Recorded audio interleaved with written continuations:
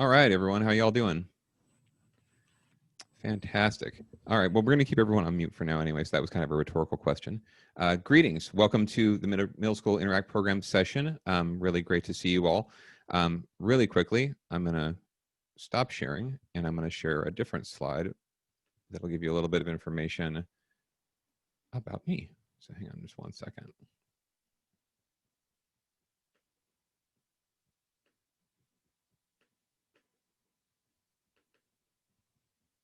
We'll just let folks trickle into the meeting too here, because I'm sure there's a few folks that are trying to find their way in. Alrighty then.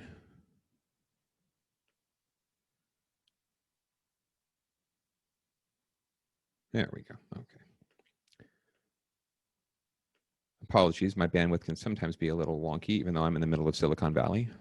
Hey, that's me. Can you all see that? Just nod your heads. Yeah, Ben. All right, thank you. So this is me, Peter. Pronouns are he, him, his. I am the current co-chair and incoming pretty much chair of Interact 5170. We are the single largest Interact presence of any district in the Rotary world. We have over, we'll get to that in a second. We have 13 areas within our district. We have 133 clubs, and we have at least 6,000 members. It's probably closer to 7,000. And if you ever wanted to reach me, you should be able to connect with me here. We have a website, interact5170.org. I apologize. It is not as well kept up as it should be because our students are very much focused on their social media worlds and not necessarily websites, which most of us probably think of as the place to go for information on the web. Oftentimes, Facebook pages, Instagram posts, and even Twitter can be a better place to find out what's actually going on with interactors. So be warned. And I won't even get into Twitch or Discord or Snapchat with you. If you ever need to email me or contact us, this is my contact information. You can even call my cell if you want or text me. I'm happy to answer any questions you might have after this presentation is done. And I will drop all of this in the chat later, so it will be recorded and it'll get out to you at some point. But if you want to write it down now. All right. So I wanted to move us into our discussion today as quickly as possible. So once again, I'm going to bring up the slide so we're all refreshed on what our topic is for today. So the focus question we're going to be asking is pretty simple. What are some successful middle school Interact programs out there? We're going to break into, I think, depending on Ben, how many people we have, I think we're going to go into a couple breakout rooms, 2 breakout rooms. I'll be in one, and I believe Allison will be facilitating in the other one. Allison Sutherland, nice to see you. This is pretty much the question will be, please make sure that everyone is respectful of everyone else's opinions. We're all Rotarians, follow the 4-way test, obviously be good to each other, be excellent to each other. I am going to drop something into the chat that I would like folks to just be aware of, if you could. Just give me 1 second again. I apologize. There we go. There it is. So something, since we are the Big West, I think it's really important for us to recognize that we are all living on and working on land that was in some way either appropriated or stolen from Native peoples and indigenous peoples. Personally, I live in the context of the Ohlone tribe, which is predominantly what the Bay Area's the predominant tribe in the Bay Area, and my sub-tribe is Tamian. So if you use this link, you can actually use that to plug in your address. It's not 100% accurate, and they have a statement about that, but if you'd like to look up which Natives land you are living on currently, I advise you to do that. And without further ado, Ben, I think we can take ourselves into the breakouts, and I encourage you all to have a great and robust conversation about this really important topic. And it's great to see you all. Excellent. Thank you so much. So at the bottom of your screen or on the side of your device, we'll say join breakout room. You will be in there for the next 30 minutes. Allison is leading one room and Peter is leading the other. The breakout rooms specifically are not being recorded, so any great links or discussions you have in the chat, please make sure to paste them back in this main room when you're all brought back here in 30 minutes. Okay, see you in 30. Have a good conversation, everyone. Okay, we'll let everyone come back from the other group.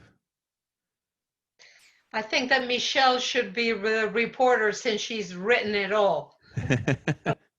I'm getting a big shake of the head there. I would do it, but my dog is right here, so if she started barking, it would be a pretty embarrassing situation. Yeah, I had my recorder also report. All right. Well, I won't put that on her.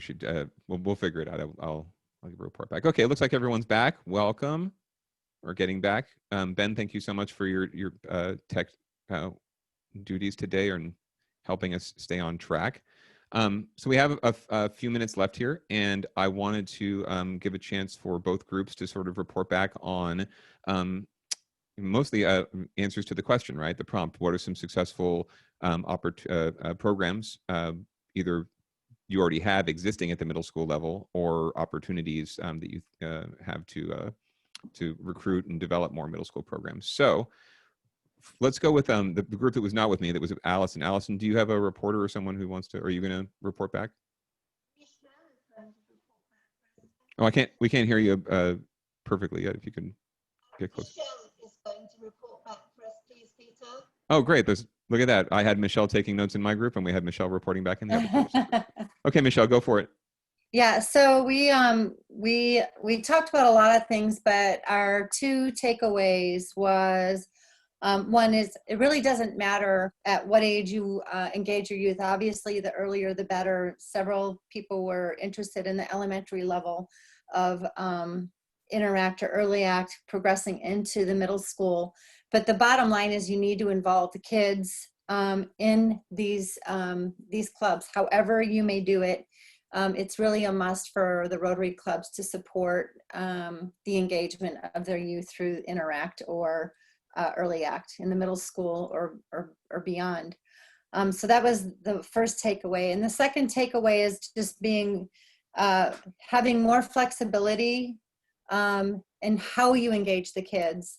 What are the formats that you're using, or whether you're meeting in person or through Zoom virtually, is kind of given this COVID has given us these tools to actually do e-clubs, but at the school level with the kids, and not just at the school level, but community-based as well. So thinking outside the box and getting moving maybe away from the schools into the community-based interacts that are at that age-appropriate level. So those were our key takeaways. Excellent. Thank you very much. I'm going to go ahead. I had Michelle taking great notes, and another Michelle taking great notes in our group. So I'll just run through a few of the higher ticket items. That was something that did come up in our group, was sort of looking at it from a district level. If rather than necessarily focusing on getting individual clubs started up, maybe having a community middle school club that can bring in a lot of kids from throughout the district, and then hopefully using that as a springboard for more investment. We talked a bit about sort of using your high school clubs, any high school clubs that are already out there, working with their feeder middle schools, both in private and public schools, as a means to nurture new middle school clubs. And you could also look into, if you're in an individual club, Rotary club, partnering with another club in your district do some outreach and sponsor new clubs, or build a middle school program specifically for your group or for your area. And then one thing we spoke about a lot, we spoke a bit off the top about sort of organization of leadership for Interact at the district level, and what kind of different platforms folks use in terms of like a district council of interactors that oversees everything that's going on, and then how to involve more middle schoolers in that and in leadership at the district level, and just make them feel basically trying to include middle schoolers not just as a separate track or think of them as a separate track, but just create, make sure that they feel a part of the greater body and the greater Interact world, and that hopefully will help to inspire more young people to join, because I think sometimes with the age factor, you could get some kids feeling like they're just not part of it, right? They are younger, and therefore they're not really equal to the high schoolers. So I think that's a great way to do it. That's something we do in our district as well, and I heard that from a few folks. We also talked a bit about engaging with other youth groups in your area, like boys and girls clubs, other partners that already have a lot of youth service volunteers, right? I think that's a great opportunity if you do have robust boys or Girl Scouts or boys and girls clubs in your area, or YMCA, YWCA, any organizations that work with local youth. We have some I even, I think Lane was mentioning, at-risk youth and making sure you reach out to them. We have in our area in Santa Clara County here where I am, really robust foster youth services and other nonprofits and NPOs, one of which my club actually partners with, that would be great, I think, partners in terms of reaching out to local youth, and getting them engaged and interact regardless of what age. But when you're looking at the younger kids, that's also a great opportunity. So I think that's what most of what we had. Chris Miller, our youth services chair in our district, brought up a great point near the end of our conversation around K-8 schools. And with the age coming down to 12, I think, for Interact, there are, depending on the school, there are opportunities to start to get kids involved even earlier, at least in an ancillary way, through those K-8 schools. So that's another thought as far as creating the sort of what we talk about Rotarian for life, which is not necessarily my favorite way of looking at it, but the pathway of service is sort of what I like to think about, right? The journey of service. That really, I think, could reinforce that if we explore that opportunity. So thank you, Chris, for that idea. Okay, well, that was a really awesome time. I hope I didn't talk too much. Any other final thoughts? Any folks are free to drop them in the chat, or if you want to just come off mute for a second before we wrap up. Ben, I'm not entirely certain. I think we have 3 minutes left or so. Yes, but there's also not a session after, so if you want to stay a little bit longer to get a little bit more great information out, that's totally fine. There you go. Yeah. So why don't we, if we want to, now we could have a nice open forum. Why don't we do this, since we have 22 folks here? If you want to, if folks know how to raise their hand in the participants box, that would be ideal. Or just raise. I see Lee just raising her hand physically. So Lee, why don't you go ahead? You're off mute and you can start us off. Thank you. Well, the big takeaway here is I learned a lot about how to operate Zoom. Thank you, folks. And I want to give kudos to Elisa Marie da Silva. She was terrific, and everything went so smoothly that, it was like, wow. So kudos to you. And thank you so much. I just typed up 5 takeaways from our breakout session in maintaining a vibrant Interact Club, and I sent it to everybody. So you should all have that in your mail. That's sort of my summary. Thank you. Thanks, Lee. And remember, Lee was responsible, well, not singly responsible, but very much responsible for the youth services track in general. So as an avenue of service. So thank you very much. 5170 leading the way, always. Any other takeaways? Art, I see your. I would just note that our middle school clubs have really become great feeders for our high school clubs. And this is, I think, something we need to really work on, because it's great to have these kids coming up in the pipeline who already are committed to Interact. It's principals committed to principals in Rotary. And when they come up in the high school area, they are really ready to roll. And many of our high school district leaders started back there at 6th grade. And so it's something that we need to really cultivate, I think, our middle school programs. Thank you, Art. Other folks with thoughts? Feel free to jump right in. I won't even. Oh wait, I've got Tina raising her hand. Go for it, Tina. Yeah, I just wanted clarification from Chris on the K-8 school. I mean, RI says 12 and up can be in Interact. Are you meaning that a 3rd grader, 2nd grader, 4th grader could be auxiliary as far as helping, but not necessarily be interactors? Yeah, thank you. Great question. So it is my understanding, and this was based upon a conversation that I had with RI staff about 2 years ago or so. So RI does not verify the ages of students for privacy reasons. And so RI doesn't know who is 12 or above, right? And so my understanding based upon RI staff is that a school that has a grade that serves 12 and above, so typically in the United States, that's approximately 5th or 6th grade, actually 6th grade, yeah, 5th or 6th grade that have 12 or above. And so schools that have students at least 12 years old can have an Interact club at their school. So like in a K-8 private, a lot of K-8 schools in my area are private schools. So you could technically have an elementary student, a third grader, be part of that school's Interact Club because you have students 12 and above. Does that make sense? Okay. Yeah, I guess.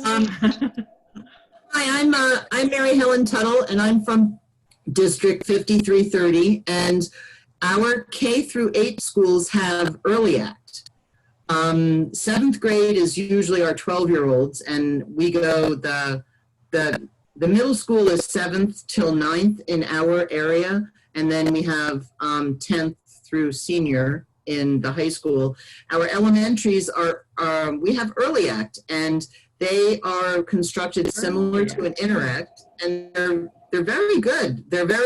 We have our early act chair is Jill Thatcher, and we have probably about, I think it's just under a dozen early act clubs, and they're very successful. The young kids they're happy to be involved and doing something positive.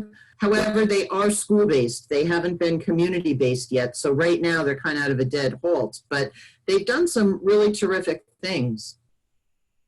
And I believe RI does know about early act. Yeah, so early act is not an official RI sponsored program. It is a district program. I have actually done extensive research on this topic, and my district 5170 is currently in the process right now of making a proposal, suggesting a proposal for the 2022 council legislation that would lower the age of Interact eligibility to age 5.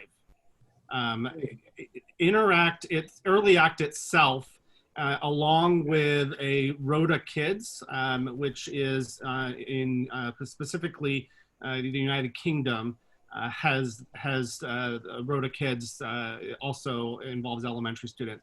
But just to clarify, my understanding, based upon conversations with Adam Doty and then more recently Jesse Bickmore-Smith in the Rotary Youth Office in Evanston, is that RI officially recognizes Interact clubs that age 12 and above, but schools, as I said earlier, that have younger students can be eligible, if that makes sense. That's my understanding as well, because I did the similar research to you. And it's not that they discourage it, they just don't recognize it. Well, I guess we're rebels here in 5330. Well, really, I mean, Okay. that's pretty much how anything tends to happen in Rotary, right? A woman just showed up at a meeting, and it took a few years, but it's like, yeah. So anyway, I do want to respect everyone's time. We are done with our session, and we are welcoming back some of our facilitators for a debrief. So I want to thank everyone for coming to the middle school session, coming to the conference today. If you're not a facilitator, you are free to, I believe, take off and enjoy the rest of your weekend.